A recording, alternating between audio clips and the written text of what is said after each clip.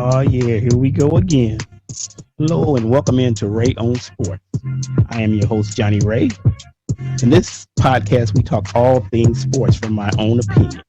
You may agree or you may disagree, but all I do is ask that you listen. So come on in, buckle up, and let's take this ride. All right, here we go. Here we go again. Once again, live, Ray on Sports, coming to you live from the MXR MXJR Studios in Lancaster, California. I'm here with another great interview. Uh, got a man coming in right now as a Renaissance man, a stuntman, and a performance expert by the name of Brian Hite. So I'll bring him in right now and give you a little background on him, and we'll take it from there. Hello, Mr. Hite. How are you? Hi, I'm well. How are you? Great, great. Now, is Hite? Is that the? Am I proper pronouncing it the proper way?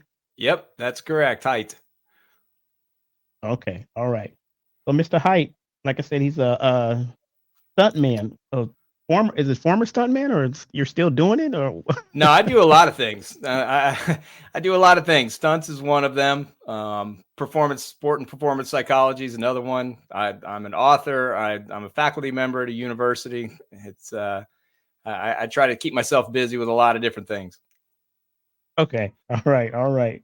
So, Mr. Hite is coming on today. I'll read you a little bit of the introduction. He says, Mr. Hite is a modern day Renaissance man, a sports and performance psychologist, thought leader, university facility member, and a stuntman with over 100 film and TV credits, including a prestigious Screen Actors Guild Award at 424.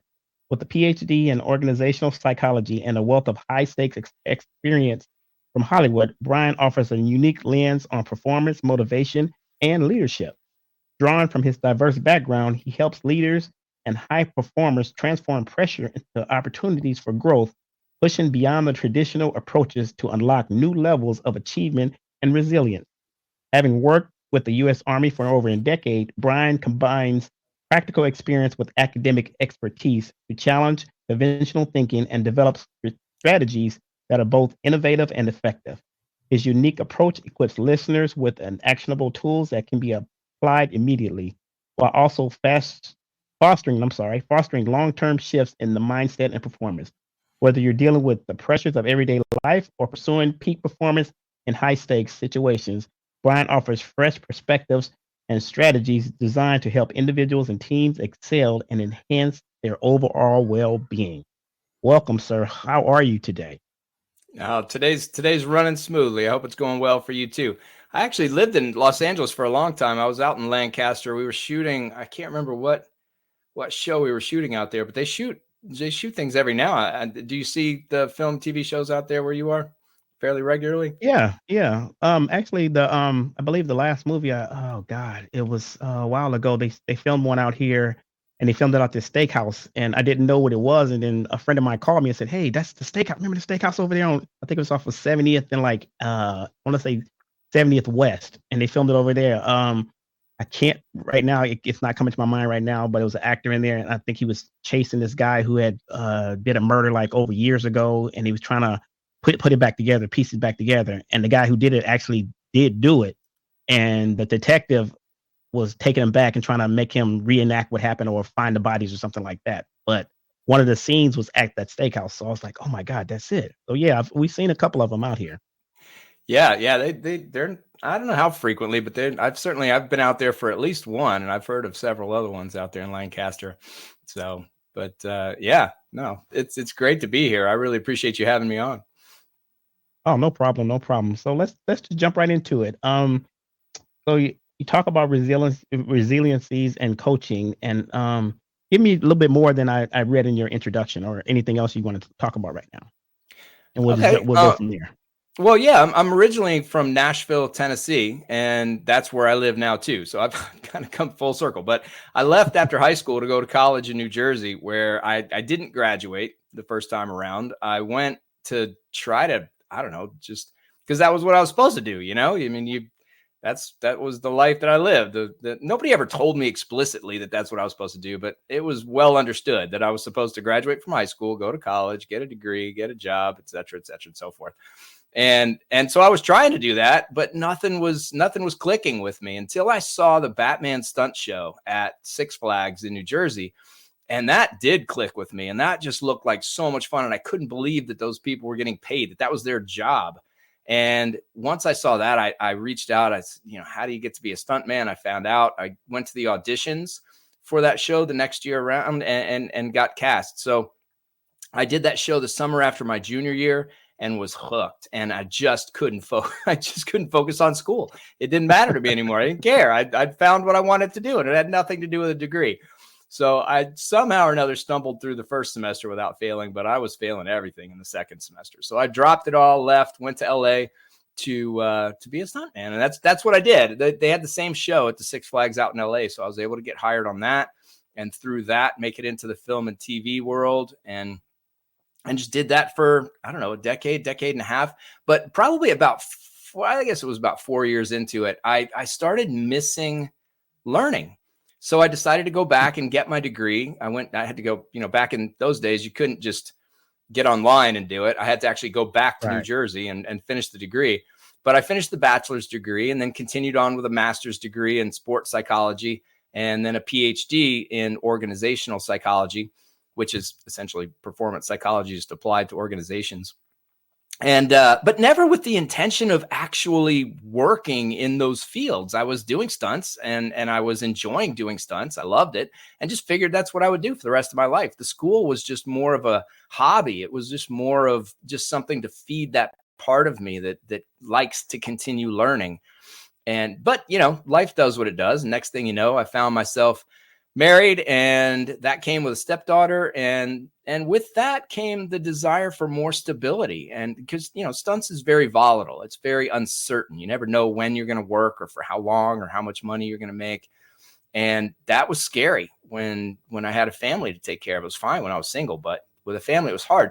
So I ended up getting a full-time job doing sport performance psychology work for the Army at Fort Lewis in Washington State. And that was a fun job. It was the soldiers, I was out there with them on the range. I was there with them at the shoot house while they were clearing buildings and practicing medical tasks and practicing clearing IEDs and just all these different things. And my job was to help them make sure that they were mentally there, that they were fully capable and present and able to just be engaged in what they were doing fully. So they were at their best at every moment. And we did training in a lot of areas, and I learned a lot. They learned a lot. It was really a great experience. But then, life took another turn. I ended up getting divorced. So that was after 2 years at that job. And then I went back to LA, did stunts again for another 4 to 5 years until I got married again. That also came with a stepdaughter, but also a daughter of my own. She was born, and that same fear of that uncertainty of not knowing if I'd be able to pay the bills was there. So I took a job with the Army again, but this time at Fort Campbell outside of Nashville. So I went back basically home. My dad still lives here. My mom and sister are right up the road. So I was able to come back, and I did that job for 9 years at Fort Campbell, but they had changed it a little bit. And this was a really cool thing, because I don't know if I could have done 9 years with the performance stuff. The performance side really focused on singular performances. So the commanders would come in and they'd say, hey, can you help my guys get better at shooting or learn this particular task better or be more consistent in this area?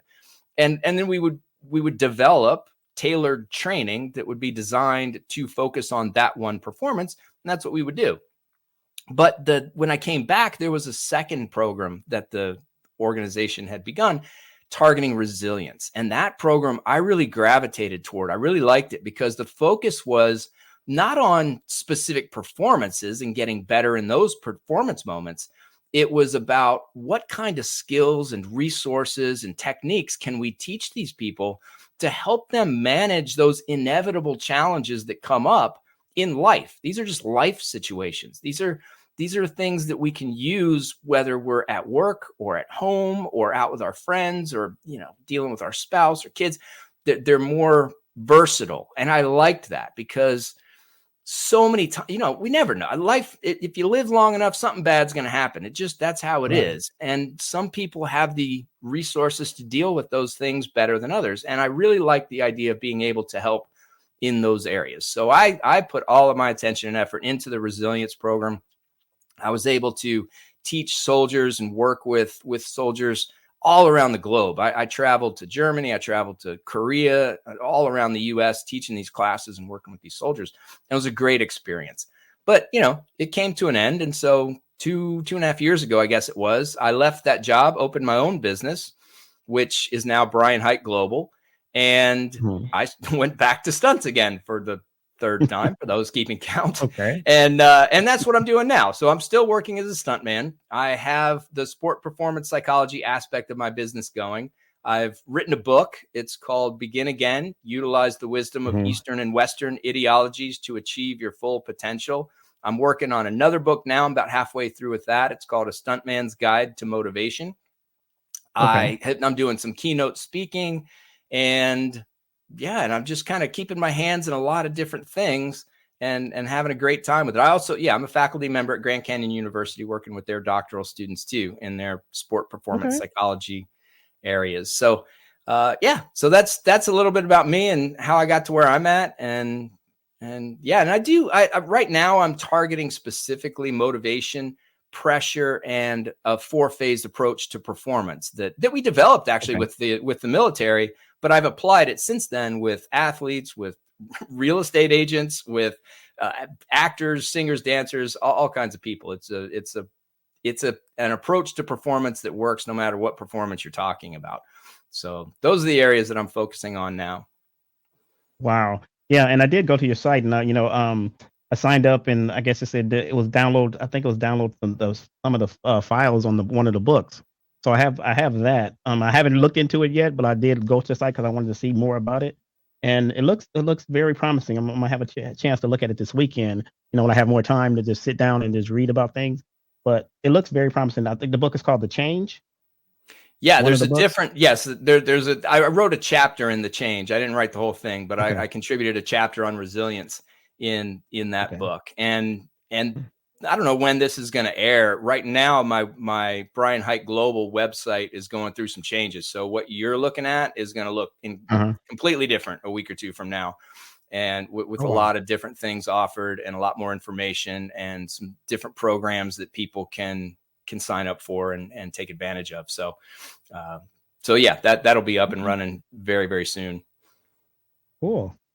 Now, when you talk about the things you did for the military, how do you what are some of the training techniques that you use, like for the pressure situations? Like, say someone who wanted to be there, but then they got there and it's like, it's a little bit too much for me. How do I, deal with it? I don't want to quit, but how do I get through it? What's some of the techniques that you use for them? Well, it really varies, I mean, that's a situation. It just depends on what the impetus for that feeling is. So it's kind of hard. It's a hard question to answer in a general way. I can tell you that one of the things that I focused a lot on with the military was motivation. I mean, and that really just came about because they wanted it.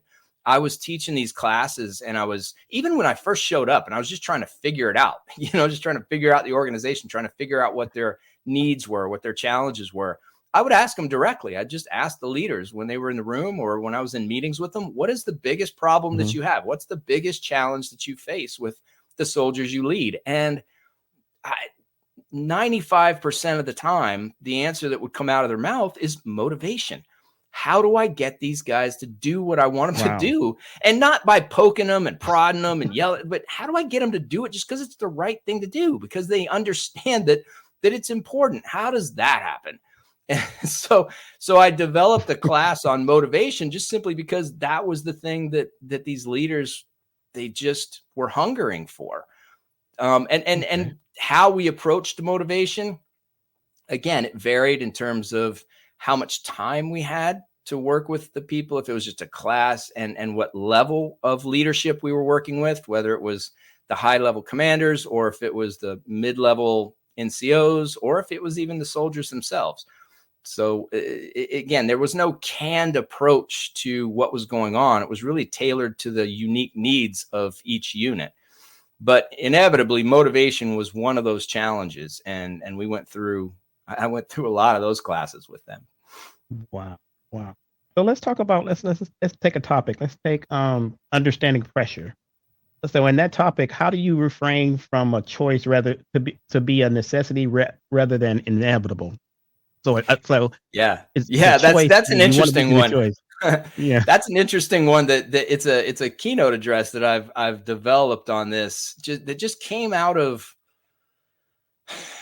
the fact that I kept getting asked, or it just was said to me so often, how do you help people perform under pressure? I get in pressure and then I'll choke, or my people, I'm a leader and I've got guys that they get in situations and they choke. So how do you get them to perform under pressure really well?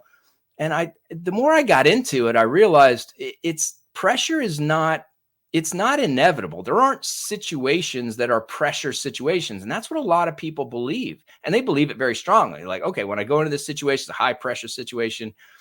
For example, in stunts, if I'm going to do a burn, somebody's going to light me on fire.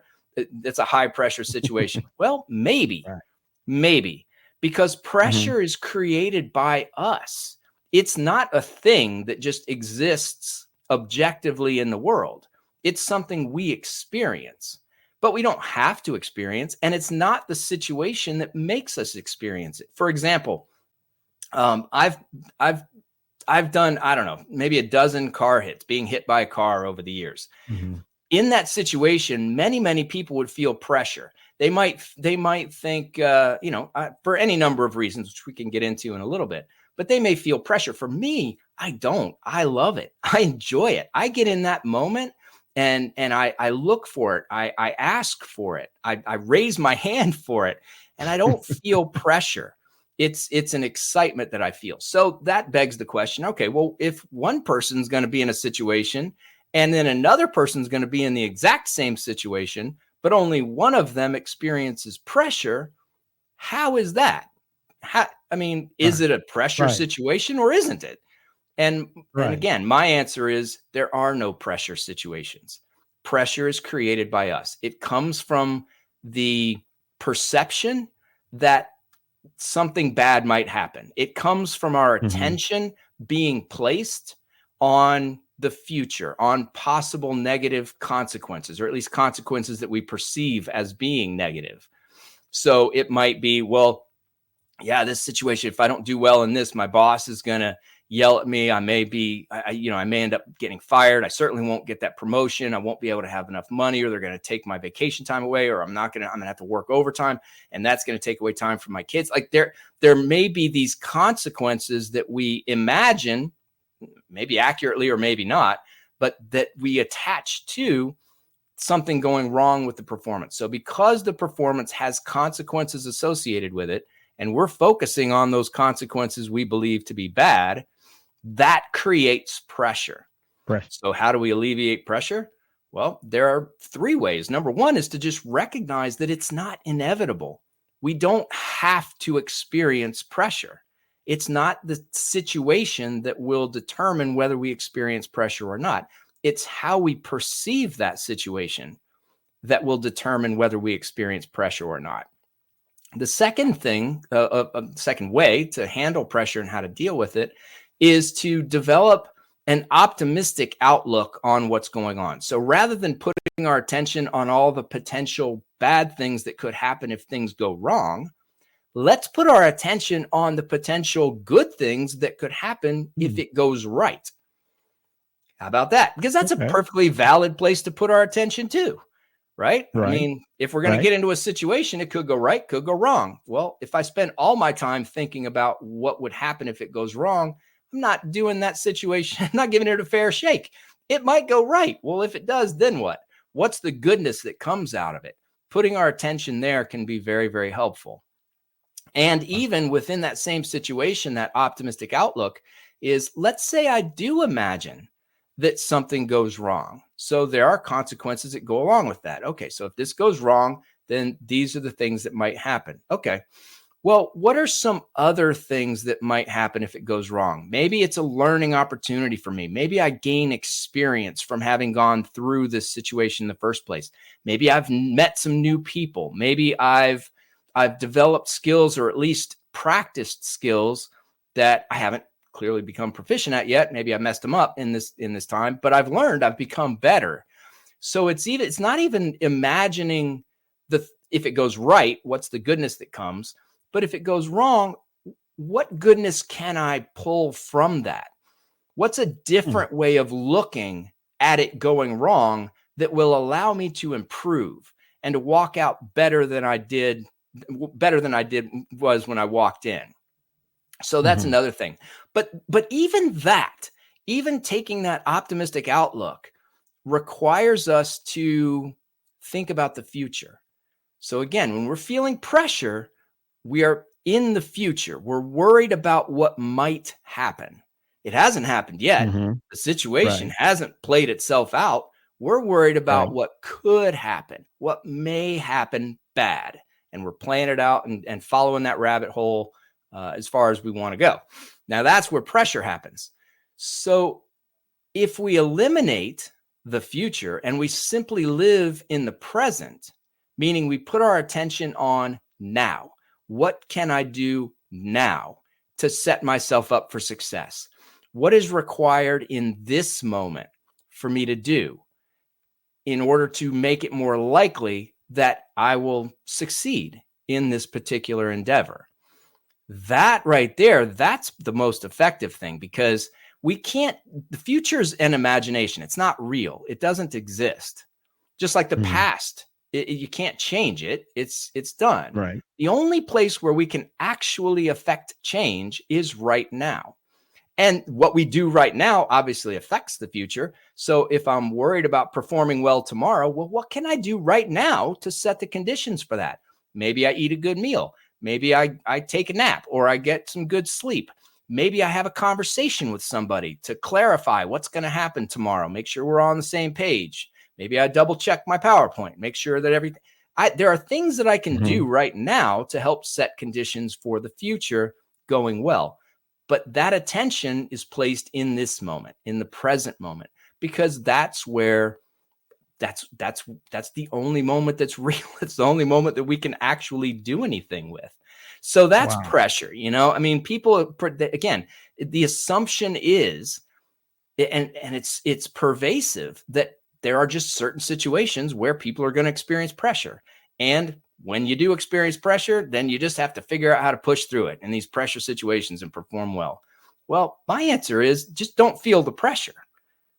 Hmm. Just Don't perceive the feel the pressure. situation in such a way as to keep your attention on what you can do in each moment to help move you forward, to set conditions for success, and make sure that you're interpreting the potential consequences in ways that are productive for us. Meaning, how is this making me better? Even if it doesn't go the way that I want it to, how can I still glean some goodness from this experience?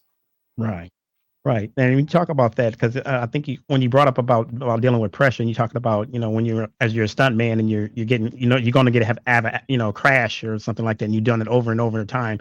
So there's no pressure to it because you look forward to it.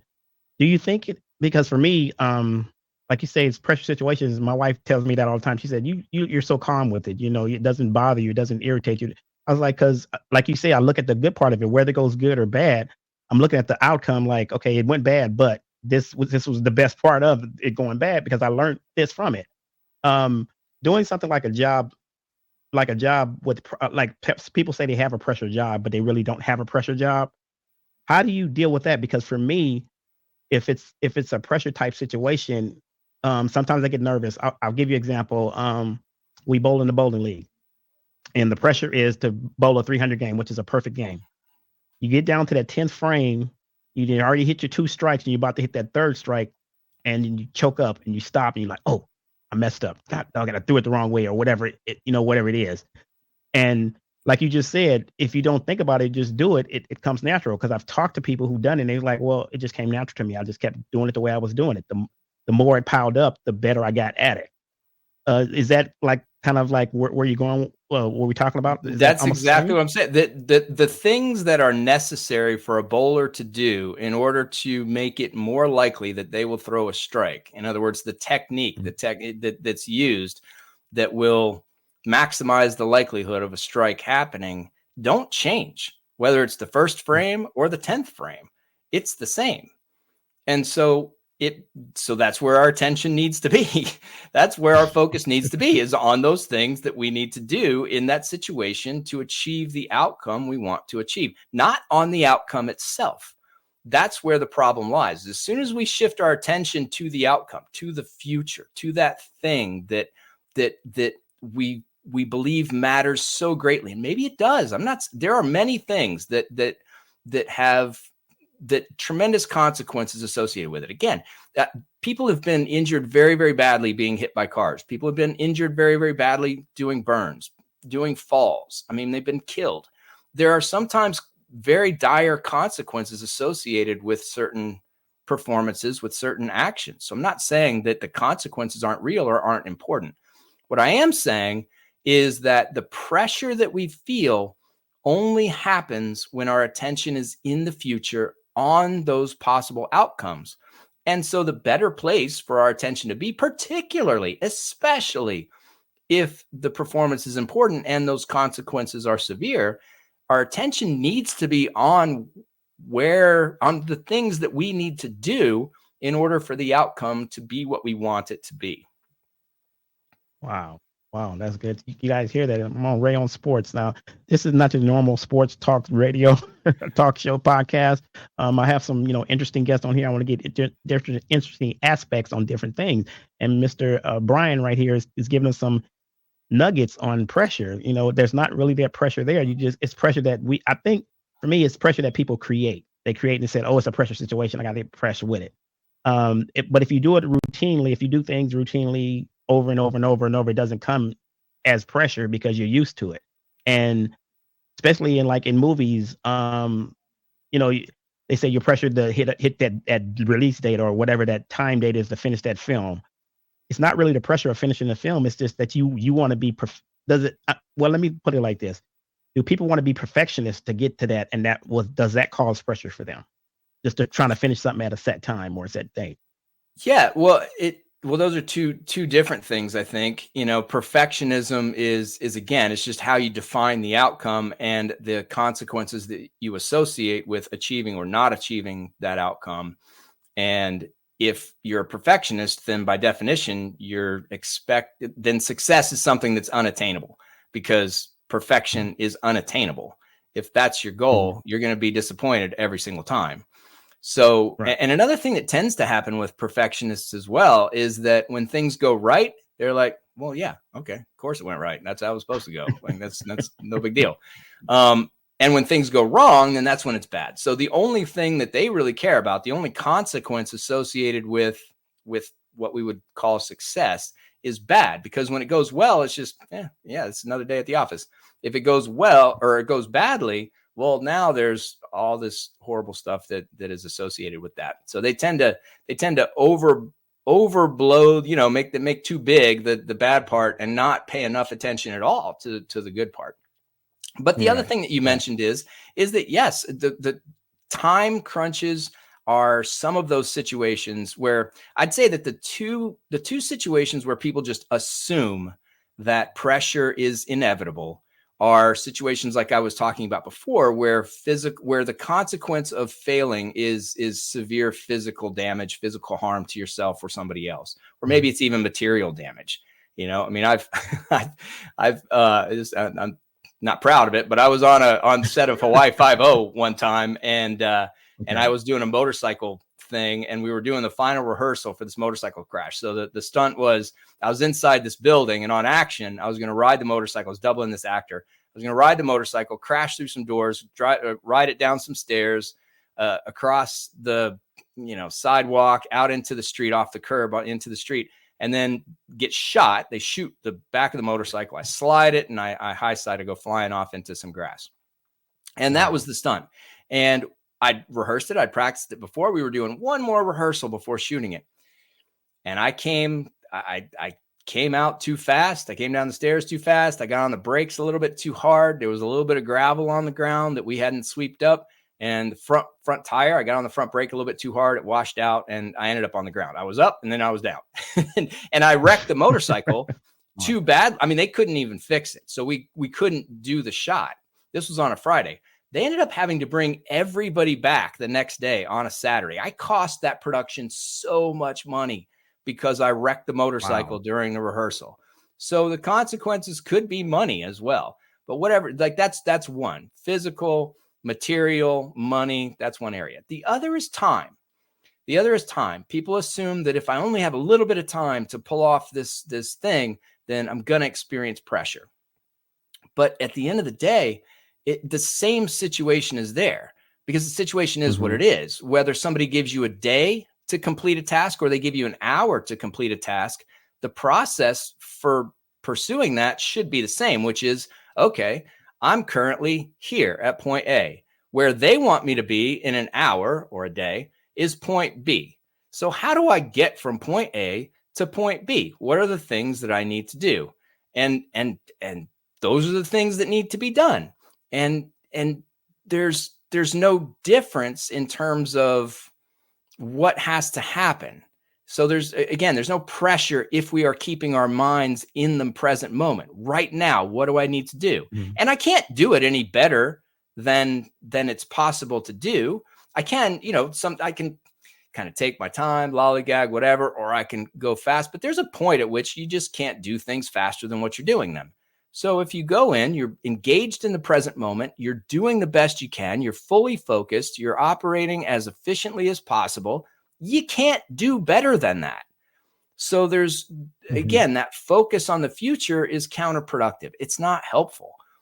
Whereas if you just identify what needs to be done, do it to the best of your ability, and let that take care of itself. The analogy that I use is soccer all the time with this. So if we're playing soccer, people say that, the goal, what are you trying to do? What do you want to do in this game? I want to win the game. Great. Wonderful answer. So how do you do that? Well, we need to score more goals than the other team. Terrific. That's a wonderful answer. How do you do that? Well, we have to dribble well, and we have to pass well. We have to shoot well. We have to defend aggressively. And when we make mistakes, we have to recover from them fast. All right, great. Yes, those are the things that we need to do. So let's put our attention on those things. When it's time to dribble, let's dribble well. When it's time to pass, let's pass well. Let's keep our attention there. Let's not worry about the goal that we're trying to score or the goal that we're trying to prevent them from scoring. If we dribble well, if we pass well, if we shoot well, and if we play defense aggressively, then those outcomes will take care of themselves. And we will score goals, and we will prevent goals. And ultimately, we are setting ourselves up to likely win the game. But we can't control the outcome of the game. We can't control whether we win or lose, because the other team, we have no control over them. We can't control whether we score a goal or prevent them from scoring goals, because they're the other team. They get to make decisions when we're not in charge of those decisions. But we can make decisions for us. We can put our attention and efforts toward those things we can control that, again, don't guarantee, but are certainly required for, and make it more likely that we will achieve the outcomes that we've set out to achieve. Wow. That's deep right there. So, and I know we're almost running out of time, because I know you said you have another appointment to get to, but I appreciate you being on here. When we talk about that, the goals we're trying to achieve and things of that nature, the way I see it is, if you do too much and something happens to you, like you get sick, you get physically sick from trying to achieve that goal, and you go down, then they're just going to put somebody else in your place. So is it really that important to, put that much, like you said, the pressure that's not really there that you're trying to put on yourself? Is it really that important if it's going to make you physically sick? Because for me, I do live streaming from my church, and I got to a point where somebody had to tell me, Johnny, you need to sit down. Somebody else can do it. And I'm like, yeah, I know. But it was like, no, what happens if you go down tomorrow? We're going to put somebody else in your place, or somebody else going to have to step up to the plate and do it. So for me, my mindset, it depends on what I'm doing. Like you said, when you do stunts, your mindset is already caught. Okay, I'm doing this stunt. This is the way I'm going to do it. This is the way it's going to go. for me, when I'm getting prepared for the live stream, and I know the things, my step by step process that I have to do. Okay, I have to do this, that, this, that. Bam, we're gone, we're on, we're live, and it comes natural to me. Other people look at it and go, "Well, wow, how do you do that? How do you that looks like a lot." I'm like, it's not really a lot, but I can see, like, they would probably tell you, "Wow, as a stuntman, that must be a lot to do that." But then you say, "Yeah, no, it's not really because I'm used to doing it." Well, How do you it get somebody completely depends. Yeah, it depends. right? Some people, this is the whole thing, is that you and I could be in identical situations, and Mm-hmm. and one of us might experience pressure and one of us might not. It has nothing to do with the situation. That is a critical thing for people to understand. I think another really important thing, and that is along the lines of what you said, is that the pressure that we experience through stress. It's a stress that Right. does take a toll on us physically, mentally, and emotionally. And those things take a toll on us socially, because when Right. we're physically exhausted, when we're mentally not capable of processing information well, when we're emotionally volatile, we tend to lose our tempers on people, and we tend to not have as Yeah. much patience, and the relationships can suffer. So there are a lot of negative consequences associated with pressure, even in short-term situations. But I want to address this other last thing too, because this is one thing that I hear a lot too. I do better with pressure. I need pressure to be Mm, at my best. I need to, if it's mm, not a pressure situation, I'm not there. Now, I would replace pressure in that situation with energy activation levels, because there's a certain okay. amount of activation that we need in any given situation. For this podcast right now, there's an ideal amount of energy activation for me to perform at my best and for you to perform at your best. And if we're at that Mm-hmm. ideal energy activation level, man, our physicality just is smooth. Our minds are focused and fluid. Our emotions are where they need to be. We're leaning in. We're happy. We're enjoying what we're doing, and we're able to communicate well. So on a social level, you might notice I keep going back to physical, mental, emotional, social, because I focus a lot on Right. those four areas with everything people do. But the point is that energy activation level is critical. If I have too little energy activation, well, then I'm sluggish and my brain doesn't quite work as well, and I might be irritated or frustrated. But if my energy activation level is too high, well, now physically, my heart rate increases, my breathing increases, my muscle tension increases. Mentally, I can't focus. My mind's racing too much. Emotionally, I'm anxious, I'm nervous. And so there is an ideal energy activation level. And I think that that's what people, when they create pressure for themselves, and as I said before, that's exactly what's happening. We are creating pressure on our own. It's not the situation, Mm-hmm. it's us. When we create Mm-hmm. pressure, that energy activation level rises. And I think that's what it is that people find benefit from. It's not the pressure itself, it's that energy activation level boost. And I would absolutely agree with them that is critical. That energy activation level being where it needs to be is critical for performance. They have to have that. But creating pressure for yourself is not the only way of doing that. There are many other ways. Okay. And I know I got a comment right here from our Quill Sales. He says people look at the act. People look at the act and of being productive differently. Some have to have a lot going on in order to feel like they're doing something. Others only need to do one thing at the time to feel productive. Yeah, well, that kind of gets to the point of well, I guess you could take that in a situational setting or even life. I mean, in terms of life, I'm one of those people who's got to have a lot of things going on.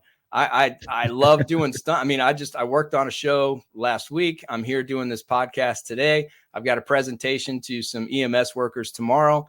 Every day I work on my book, and so I have a lot of things happening. I'm a dad. I got a kid.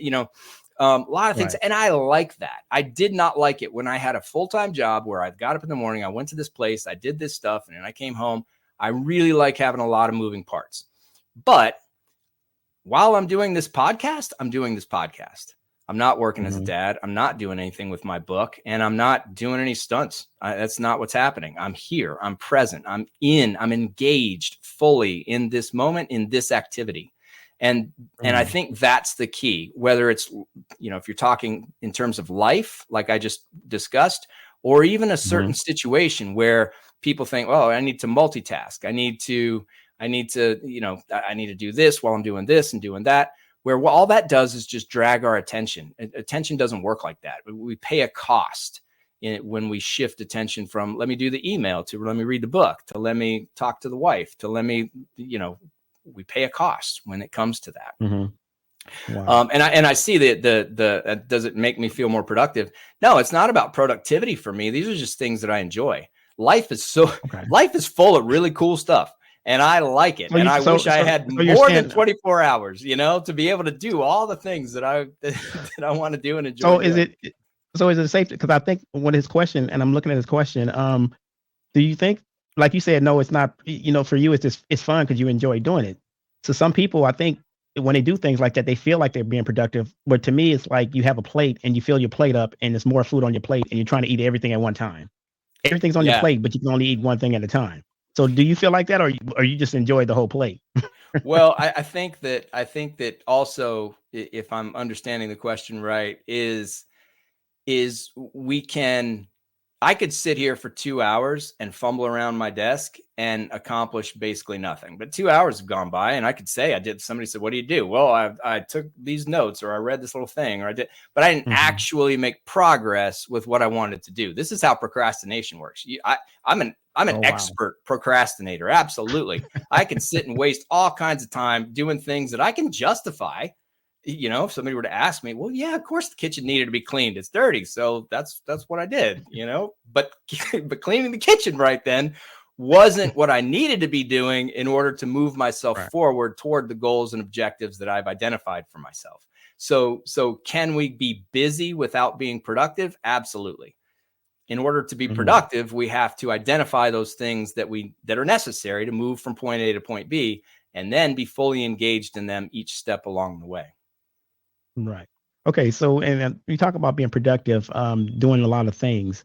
I remember this movie. I think it was a movie. Oh God, what's the name of it? It was a cartoon about the dog, and they had the dog in it, and the dog would talk to you, right? And every once in a while, he goes squirrel, and he like get distracted from. Yeah, that was the movie Up. Up. And there's people like that. They'll be working on one thing, and then something will catch their attention, and they'll gone, and then they'll forget what they're doing over here. Is that being productive, or is that just doing too much? No, that's not being productive. But I'll tell you, that is a human. I don't know whether you'd think of it as a feature or a bug, the ability to shift attention quickly or have attention pulled away. But I'd say it's, like everything else, probably both. Just depends on the situation. But yeah, and God bless the social media companies. They know that human quality, and they take advantage of it full force. So it's just something that we have to recognize, that it's part of who we are. It's part of humanity and being a person. And when things come up, our attention will be drawn away. And sometimes we can't help it. It's like if somebody were in the room right now and just yelled your name, Johnny, well, you're not going to be able to ignore that. That's going to make it in, and you're going to turn. It's what we do next that matters. So if we have some skills that allow us to recognize our distraction more quickly, and then re-engage with the activity that we know we should be focused on faster, that's where the skill lies. And I do a lot of work with that with people, which we can certainly talk about that and motivate. Oh, goal setting would be another one. If you ever want to have me back on here, because we don't have time to get into it now. But to talk about goal setting, because I got a whole nother approach on that. It's another one that's ubiquitous. Oh, you must set goals. You have to do this. And I'm like, sometimes goals can be problematic. And that's an interesting discussion as well. Wow. You see the question there? What does that do for you as far as feeling a large amount of pressure to get it all completed?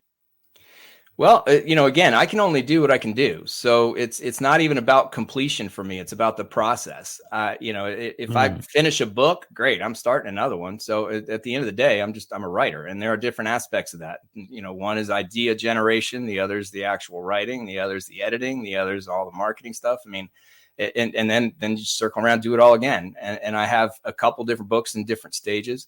And it's like that with everything. If I train for stunt jobs, and I'll go and do the stunt job, and then I'll talk about and learn from the stunt job, and then I come back around and train some more. So it's to me, it's not about completion. It's just about doing. Wow. Wow. And then if you want to get more information from Brian, his website is brianhiteglobal.com. That's Brian Hite. That's BrianHiteGlobal.com. I know, Brian, you said you have another engagement coming up.